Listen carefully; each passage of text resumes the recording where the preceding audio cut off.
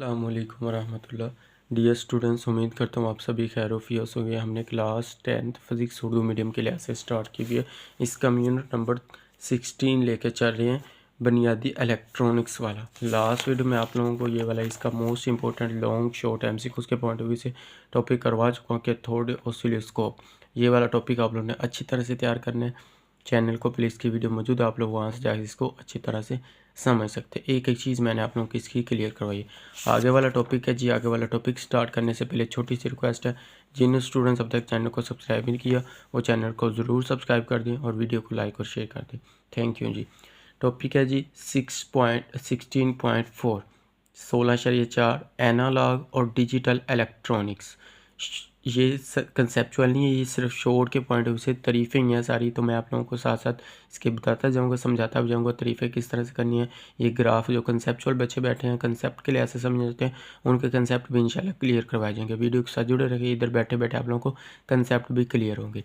सबसे पहले आप लोगों से सवाल इस तरह से पूछा जा सकता है कि एनालॉग मिकदारें और डिजिटल मिकदारों में फ़र्क क्या है। तो आप लोगों ने एनालॉग मिकदारों की हेडिंग देनी और ये इसकी तारीफ़ लिख देनी। एनालॉग मिकदारों की तारीफ़ क्या है, ये आप लोगों ने इसकी तारीफ़ लिखनी कि ऐसी मिकदारें जिनकी कीमत एक तसलसल के साथ तब्दील हो या एक जैसी रहे, एनालॉग मिकदारें कहलाती हैं। मीन कहता है कोई एक ऐसी चीज़ ऐसी जिसकी कीमत एक मसलसल तब्दील होती रही, कॉन्टीन्यूसली तब्दील हो या वो एक जैसी रहे। जैसे टेम्परेचर है, टेम्परेचर एक जैसा नहीं रह सकता, टेम्परेचर भी चेंज होता रहता है। तो इसकी मिसाल में आप लोग सिर्फ टेम्परेचर लिख सकते हैं, शॉर्ट में है तो मिसाल में लिखते हैं टेम्परेचर। मिसाल देख लेते हैं, मिसाल के तौर पर दिन के 24 घंटों के दौरान टेम्परेचर एक तसलसल के साथ तब्दील होता रहता है। अगर हम वक़्त भी इसकी मिसाल है, टेम्परेचर वक़्त दो आ गई, वक़्त और टेम्परेचर के मुख्तलिफ़ कीमतों के दरमियान ग्राफ बनाएं तो शक्ल कह रहा है कि 16.5 में। अब ये ए वाली जो शक्ल है ना, ये आप लोग याद रखें एनालॉग मिकदारों का ग्राफ है। तो ये ग्राफ किस तरह से उसने बनाया, ये मैं आप लोगों को भी मिसाल पढ़ लें उसके बाद क्लियर करवाता हूँ। कहता है ग्राफ हासिल होता है, इस ग्राफ से ज़ाहिर होता है कि टेम्परेचर में तब्दीली वक़्त के लिहाज से एक तसलसल के साथ होती है।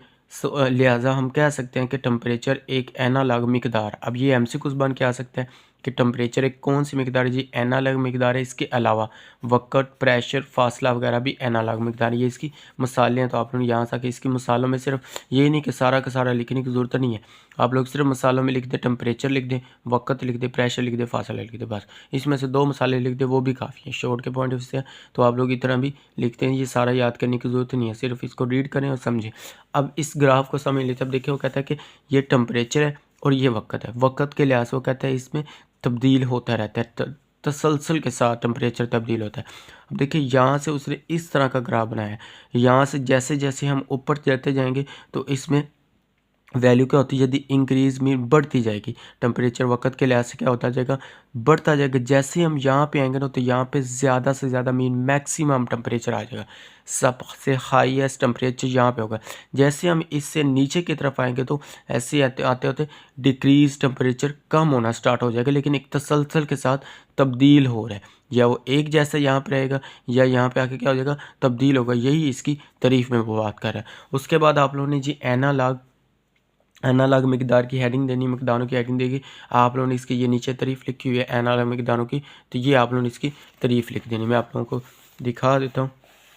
यहाँ से आप लोगों ने कि ऐसी मिकदारें जिनकी कीमतें अदम तसलसल के साथ अंदाजे से तब्दील हों।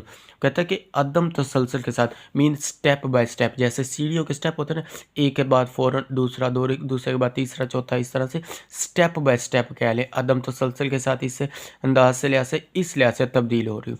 तो इसमें आप लोग इसकी मिसालों में आप लोग लाउड स्पीकर लिख सकते हैं, रेडियो, टेलीविज़न, टेलीफोन, ये आप लोगों ने इसकी मिसालें ऐड कर दी हैं। तो ये एक शॉर्ट क्वेश्चन कंप्लीट होता है। उसके बाद दूसरा शॉर्ट क्वेश्चन इस तरह से आ सकता है इस पैरे के अंदर से, इस तरह से एनालॉग इलेक्ट्रॉनिक्स और डिजिटल इलेक्ट्रॉनिक्स में फ़र्क है। तो एनालॉग इलेक्ट्रॉनिक्स की हेडिंग दे और आप लोगों ने इसकी तारीफ़ लिखनी। पहले ये आप लोगों ने तारीफ़ लिखनी, एनालॉग इलेक्ट्रॉनिक का वो शोबा जो ऐसे सर्किट पर मुश्तमिल हो जो एनालॉग मिकदारों के मुतालिया के लिए इस्तेमाल हो।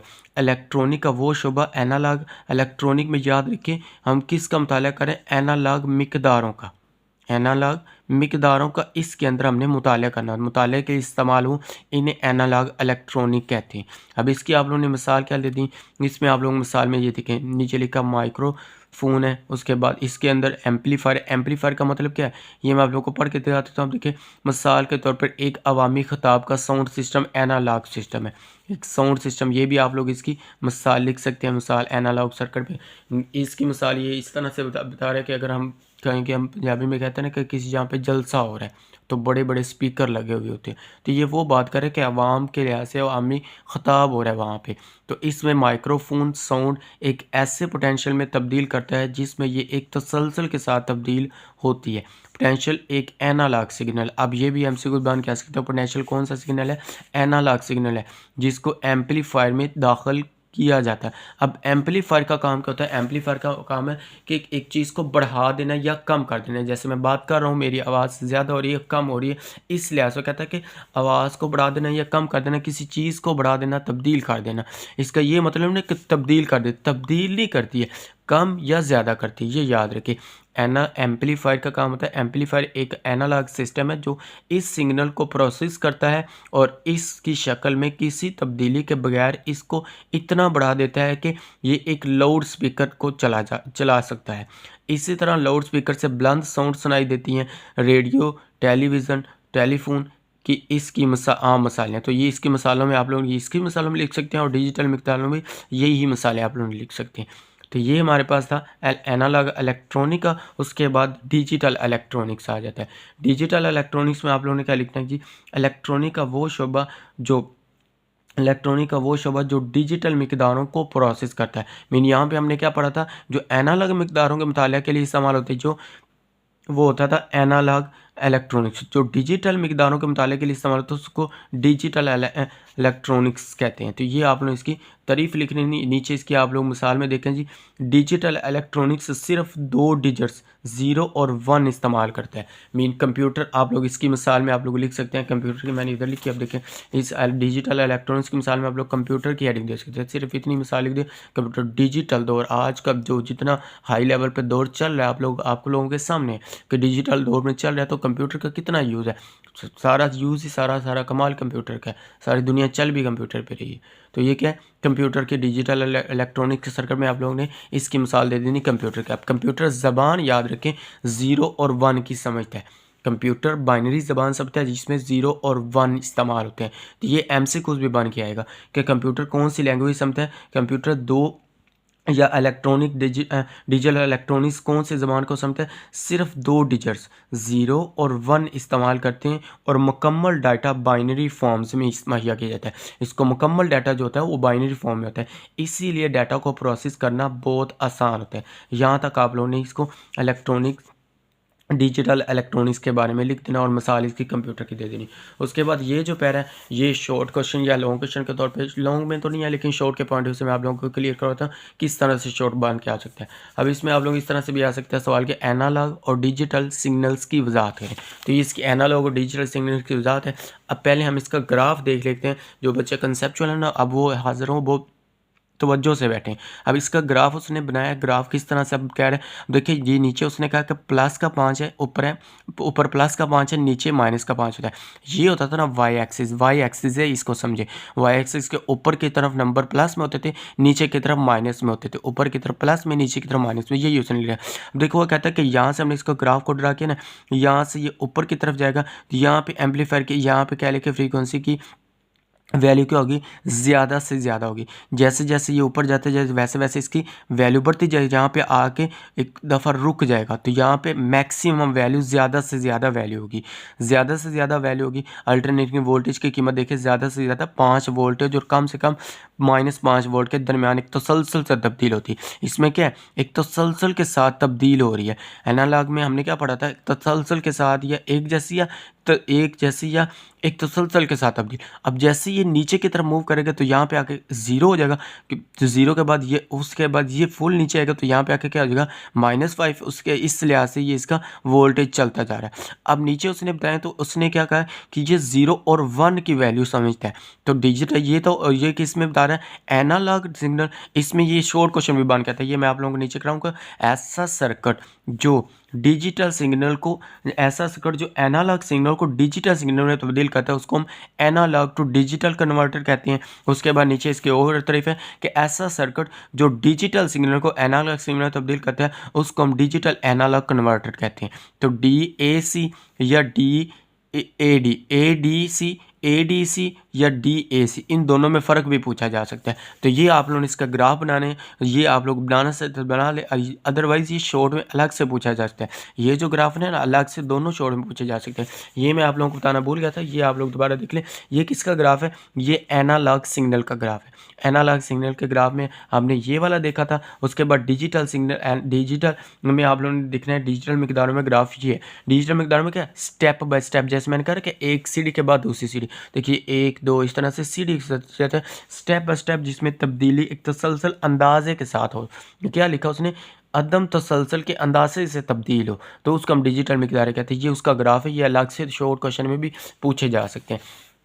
इसमें क्या, अब देखिए यहाँ पे ना वैल्यू जब ऊपर की तरफ जाएगी ना, वैल्यू पॉजिटिव में बढ़ेगी ना, तो ऊपर की तरफ क्या लेके 1 आ जाएगा। ये जो उसने लिखा ना 1, ये y के ऊपर इस लिहाज से आप लोगों ने यह कहना कि ये 1 है। जैसे ही नीचे की तरफ आएगी, नीचे की तरफ आके 0 हो जाएगी, क्योंकि नीचे की तरफ यहाँ पे ये उसने ग्राफ, तो इसका तो इस तरह से ग्राफ बनना ही बनना है।